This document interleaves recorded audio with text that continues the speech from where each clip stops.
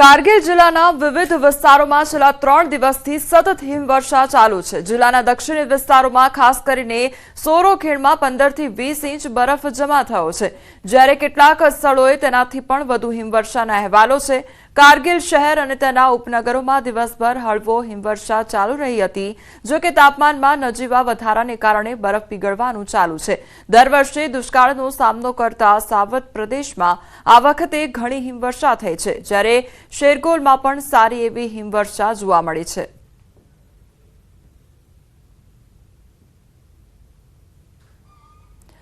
જમ્મુ કાશ્મીરના કિશ્તવાડમાં ભારે હિમવર્ષા થઈ રહી છે। મેદાનોમાં ભારે વરસાદ અને મારવા કિશ્તવાડના ઉપરના વિસ્તારોમાં તાજી હિમવર્ષાને કારણે તાપમાન શૂન્યથી નીચે આવ્યું છે, જેના કારણે લોકોને ફરીથી શિયાળાનો અનુભવ થઈ રહ્યો છે।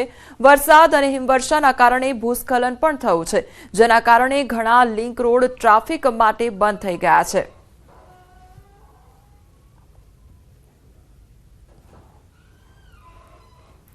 જમ્મુ કાશ્મીરના શોપિયામાં તાજી હિમવર્ષા થઈ, તો જેથી ખેડૂતોના ચહેરા પર આનંદ અને ખુશી જોવા મળી।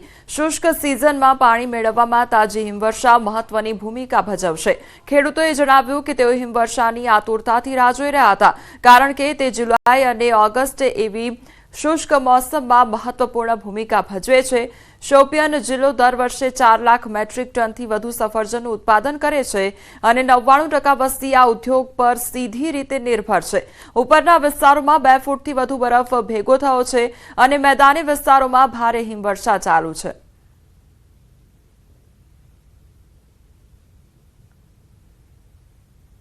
पहाड़ों और दूर दराज इलाकों में बर्फबारी हुई थी, लेकिन आज जो है ये बर्फबारी बिल्कुल मैदानी इलाकों में शुरू हो चुकी है। जमकर बर्फबारी हो रही है, तो इस बर्फबारी से यहाँ के किसान काफी खुश है। हमारे साथ बात करने के लिए एक जो बागबान है, इनसे बात करते हैं, क्योंकि यहाँ की जो माशियत है इसी पे मुनहसिर है। तो कितना पानी जरूरी है, तो आप इस्तेमाल करते हैं। इस बर्फबारी का इंतजार था। अब तो प्लेन से पहले तो पहाड़ों पे पड़ी थी, लेकिन अब की बात जो है इस वक्त मैदानी इलाकों में पड़ रही है। सर, निगाहे मर्द मोमिन से बदल जाती है तकदीरें, जो हो ज़ोक़े पैदा यकीन तो कट जाती है जंजीरें। तो आए रोज आप देखते आ रहे होंगे, क्योंकि हमारी जो बूढ़ी माएँ, बूढ़ी औरतें ऊपर वाले से यही प्रार्थना कर रहे थे, कब बारिश कब बर्फ होगी। बिल्कुल। तो रब्बी जुल जलाल की इनायत है, कल से हमने बारिशें देखी तो आज हमें बर्फ देखने को मिल रहा है। कलान निकलने के बाद जो है फरवरी का महीना भी खत्म हो चुका है, अब मार्च आने वाला। तो चलते चलते कुदरत मेहरबान हो गई है और यहाँ के किसानों के चेहरों पे साफ खुशी दर्शाती है। इरशाद मलिक, न्यूज़ 18 नेटवर्क, शुपियां। આ તરફ મધ્ય કાશ્મીરના લોકપ્રિય પર્યટન સ્થળ સોનમર્ગમાં તાજી હિમવર્ષા શરૂ થઈ છે। બરફના સફેદ ધાબળાએ સોનમર્ગના કુદરતી સૌંદર્યને વધુ સુંદર બનાવ્યું છે અને જેનાથી ખીણના દ્રશ્યો મનમોહક બની ગયા છે। તાજી હિમવર્ષાથી માત્ર પ્રવાસીઓ જ નહીં, પરંતુ સ્થાનિક લોકોમાં પણ ખુશીનો માહોલ જોવા મળ્યો છે। સોનમર્ગમાં ચાલી રહેલી હિમવર્ષાના કારણે તાપમાનમાં નોંધપાત્ર ઘટાડો જોવા મળી રહ્યો છે, પરંતુ કડકડતી ઠંડી છતાં પ્રવાસીઓ उत्साह यथावत જોવા મળ્યો છે। कश्मीर के जो सोनमार्ग है वहां पे आया हूँ। यहाँ पे स्नोफॉल हो रहा है। किस्मत में लिखा होता है कि स्नोफॉल सबको मिलता नहीं है, लेकिन आज फर्स्ट डे है, हम लोग को मिल गया स्नोफॉल। बहुत अच्छा लग रहा है। તો આ તરફ રાજૌરીના પાંગપીર વિસ્તારમાં ભારે વરસાદને કારણે અનેક મકાનોને નુકસાન થયું છે। અહીં ગ્રાઉન્ડ ફ્લોરમાં પાણી ઘૂસી ગયા છે। અસરગ્રસ્ત પરિવારોએ જણાવ્યું કે દરેક વખતે તેમના ગ્રાઉન્ડ ફ્લોર પર પાણી ભરાઈ જતા હોય છે। વિસ્તારમાં યોગ્ય ગટર વ્યવસ્થાના અભાવે આ સમસ્યા સર્જાય છે અને તેમણે કહ્યું કે વારંવાર વિનંતી કરવા છતાં સંબંધિત અધિકારીઓ ડ્રેનેજ સિસ્ટમને પુનઃસ્થાપિત કરવામાં નિષ્ફળ નીવડ્યા છે। રહેવાસીઓએ અધિકારીઓને વિનંતી કરી કે વરસાદ દરમિયાન સ્થાનિકોને થતી આ સમસ્યાનું મૂળ કારણ શોધવા માટે એક ટીમ આ વિસ્તારમાં મોકલવામાં આવે। पिछले कुछ घंटों से लगातार राजौरी जिला में भारी बारिश की वजह से लोगों की मुश्किलें बढ़ रही हैं। हाईवे पे जगह जगह पर पानी जमा होने की वजह से वाहन चालकों को भी परेशानी का सामना करना पड़ रहा है। इस वक्त मैं हाईवे पे मौजूद हूँ और जोरदार बारिश जो है वो इस वक्त हो रही है। तस्वीरों में आप देख सकते हैं, मैं आपको दिखाना चाहता हूँ किस तरह से वाहन जो है वो यहाँ से गुजर रहे हैं और बड़ी मुश्किलों का सामना इन वाहन चालकों को करना पड़ रहा है, क्योंकि पानी जो है वो जमा हो चुका है और लोगों के घरों के अंदर भी पानी दाखिल हो चुका है। जिला इंतजामिया की तरफ से रेड अलर्ट पूरे जिला में जारी कर दिया गया है। लोगों को सलाह दी गई है कि बिना मतलब से वो घरों के बाहर ना निकलें। न्यूज़ 18 के लिए राजौरी से शक्ति शर्मा। જમ્મુ કાશ્મીરના પૂંછ જિલ્લામાં હાઈવે પર કલાઈ વિસ્તારમાં ટેક્સી ડ્રાઈવર બેકાબુ થતા કાર પુલ સત્ય નદીમાં ખાબકી હતી અને જેના કારણે વાહનમાં સવાર 10 મુસાફરો વાહન સહિત નદીના વહેણમાં ફસાઈ ગયા હતા। આ અકસ્માતની માહિતી મળતા જ પોલીસ ટીમ ઘટનાસ્થળે પહોંચી આવી હતી અને ભારે જહેમત બાદ વાહનમાં ફસાયેલા 7 મુસાફરોના જીવ બચાવી લેવામાં આવ્યા હતા। જો કે એક બાળક અને 2 મહિલા લાપતા છે, જેમની પોલીસ દ્વારા શોધ કરવામાં આવી રહી છે।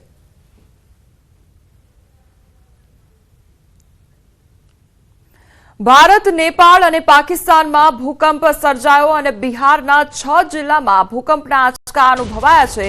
નેપાળનું લિસ્ટીકોટ ભૂકંપનું કેન્દ્ર હતું અને બિહારમાં રિક્ટર સ્કેલ પર 5.5ની તીવ્રતા નોંધાઈ છે। લોકો પોતાના ઘરોમાંથી બહાર નીકળી આવ્યા હતા। આજે ભૂકંપથી ઘણા દેશોમાં ધરતી ધ્રુજી ઉઠી છે। ભૂકંપના કારણે નેપાળ, પાકિસ્તાનથી લઈને ભારત સુધીની ધરતી ધ્રુજી છે। શુક્રવારે વહેલી સવારે નેપાળમાં 2 વખત તીવ્ર ભૂકંપના આંચકા અનુભવાયા હતા। આ સાથે જ પાકિસ્તાનમાં પણ ભૂકંપ આવ્યો છે। નેપાળમાં એક ભૂકંપ કાઠમંડુ તેમજ બીજો બિહાર સરહદ નજીક આવ્યો છે।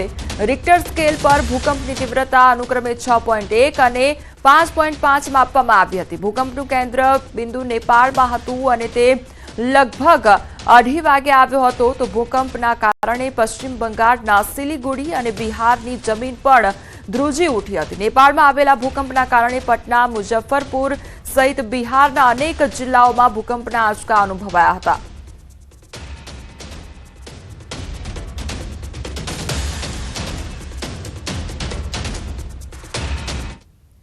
હવે આગળ વાત આગે રોડ પર લાવી દીધા તેના વિશે।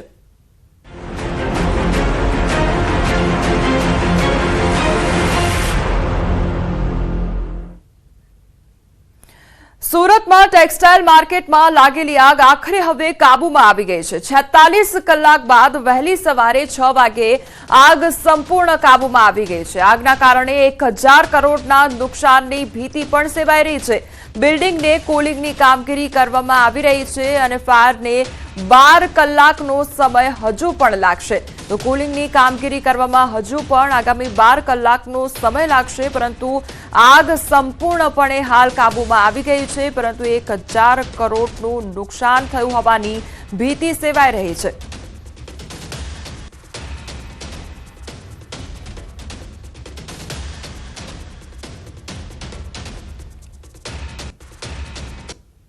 સુરતના રિંગ રોડ ઉપર લાગેલી શિવશક્તિ માર્કેટની આગ 46 કલાક બાદ કાબૂમાં આવી છે। આમ તો મોડી રાત્રે કાબૂમાં આવ્યા બાદ રહીને ઊભી થતી આગ હવે સંપૂર્ણપણે કાબૂમાં આવી ગઈ છે અને અત્યારે કુલિંગની કામગીરી ચાલી રહી છે। આ કુલિંગની કામગીરી 12 કલાક કરતાં વધુ સમય ચાલે તેવી શક્યતાઓ છે। આખી માર્કેટ બળીને ખાખ થઈ ચૂકી છે। કહી શકાય કે 800 કરતાં વધુ દુકાનો આ કાપડ માર્કેટમાં આવેલી હતી ત્યારે દ્રશ્ય જોઈ શકાય છે કે ખંડેર થઈ ગયેલી માર્કેટ। ફાયર અધિકારી આપણી સાથે છે, આપણે સીધા એમની સાથે વાત કરવાનો પ્રયાસ કરીશું કે શું કહેવું છે, કયા પ્રકારની આગ હતી, કારણ કે આગ કંટ્રોલમાં આવ્યા બાદ તેઓ અંદર ગયા। ઈશ્વર પટેલ આપણી સાથે છે। ઈશ્વરભાઈ, શું કહેશો, શું નજારો છે અંદરનો? હાલમાં 100% આગ ક્લિયર છે, કંટ્રોલમાં આવી ગઈ છે, પરંતુ હાલમાં 4 થી 5 ટીમને ઉપર મોકલી અને દરેક દુકાનને સર્ચ કરવામાં આવે છે। કદાચ કોઈ જે સાડીઓ બળી ગયેલી છે એના નીચેના ભાગેથી માઇનોર કોઈ આગ રહી ગઈ હોય અને એમાંથી ધુમાડો નીકળતો હોય તો એ પોટલાઓ બધા ઊંચકી અને નાની કોઈ માઇનોર આગ હોય તેને કંટ્રોલ કરવાની કામગીરી ચાલે છે। બાકી 100% આગ બુઝાઈ ગઈ છે અને કોઈ એવી લાગે છે કે કોઈ જગ્યાએ હીટિંગ હોય તો તેને કુલિંગ કરવાની કામગીરી ચાલુ છે। માર્કેટમાં કેટલું નુકસાન કહી શકાય, કારણ કે અંદરનો નજારો જવાય એવી પરિસ્થિતિ નથી। કોઈ દુકાન બાકી રહી હોય એવું આગની ચપેટમાં આવશે? નુકસાન બાબતે એવું છે કે બહારથી હાલમાં જે અમે સર્ચ ઓપરેશન અમારું જે ચાલે છે તેની અંદર બેઝમેન્ટની અંદર અને ground floor, first floor, second ફ્લોરમાં ઘણી બધી જે પૂર્વ સાઈડની દુકાનો છે એ બચી જવા પામી છે અને બાકી પાછળના ભાગમાં દુકાનો બળી જવા પામેલ છે। સૌથી મહત્વની વાત એ છે કે જે પ્રકારે આગ હતી, હજુ કુલિંગની કામગીરી કેટલા કલાક ચાલશે? કુલિંગની કામગીરી ઓલરેડી આગ તો બુઝાઈ ગઈ છે। કુલિંગમાં તો સર્ચ ઓપરેશન ચાલે છે કે જરા કોઈ માઇનોર ધુમાડો હોય કે હોય તે બુઝાવવાની કામગીરી છે ને તે પર ઓલરેડી કંટ્રોલ થઈ ગઈ છે, પરંતુ સ્ટેન્ડ બાય ટીમ રાખવામાં આવી છે હમણાં હાલમાં। સ્ટ્રક્ચરની હાલત શું?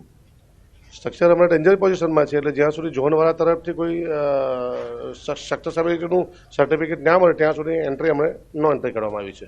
આ હતા ઈશ્વર પટેલ. તેમનું સીધું કહેવું છે કે આગ કંટ્રોલમાં આવી ગઈ છે. એક એક દુકાનોના શટર ખોલીને ઓપરેશન કરવામાં આવી રહ્યું છે કે કશે આગ રહી નથી. હું દ્રશ્ય ફરી એક વખત બતાવવા માંગીશ કે આ કાપડ માર્કેટ દિવાળી હોય કે કોઈ પણ તહેવાર હોય, મોટા પ્રમાણમાં દેશભરમાં અહીંથી કપડું જતું હોય છે, ત્યારે જે હાલત છે કહી શકાય કે મોટાભાગની દુકાનો બળીને ખાક થઈ ચૂકી છે.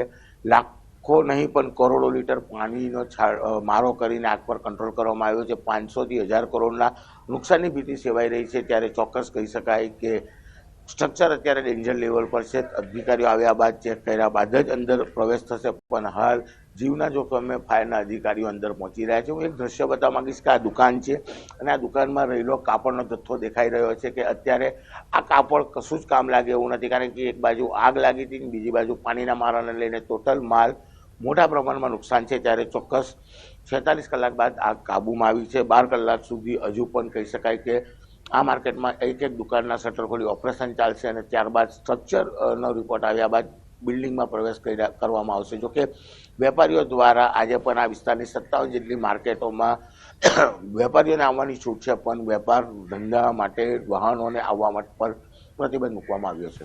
કીર્તેશ પટેલ, ન્યૂઝ 18 ગુજરાતી, સુરત. તો આજે પણ આસપાસની દુકાનો બંધ રહેશે અને 57 દુકાનોમાં આજે પણ મોટા પ્રમાણમાં કામ બંધ રહેશે. ફાયરની ગાડીઓને તકલીફ ન પડે તેને લઈને આ નિર્ણય લેવામાં આવ્યો છે. સામાનની લેવડ દેવડ માટે વાહન વ્યવહાર આજે બંધ રહેશે, જો કે વેપારીઓ ઓફિસે આવી શકશે.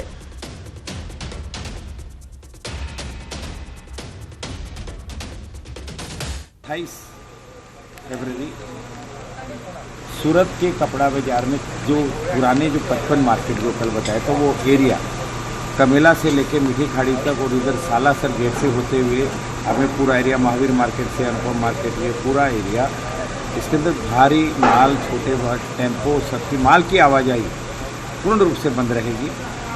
आप सब लोग अपने 2 व्हीलर से 4 व्हीलर से आके अपने मार्केट में पार्क करें, आप आ जा सकते हैं. पुनः मैं आपको बताऊं कि माल की आवाजाही इस जोन में कमेला और सालासर जोन में पूर्ण रूप से बंद रहेगी, जो कल 55 मार्केट बताए थे. સુરતમાં હવે જિંદગીની કમાણી આગમાં સમાણી.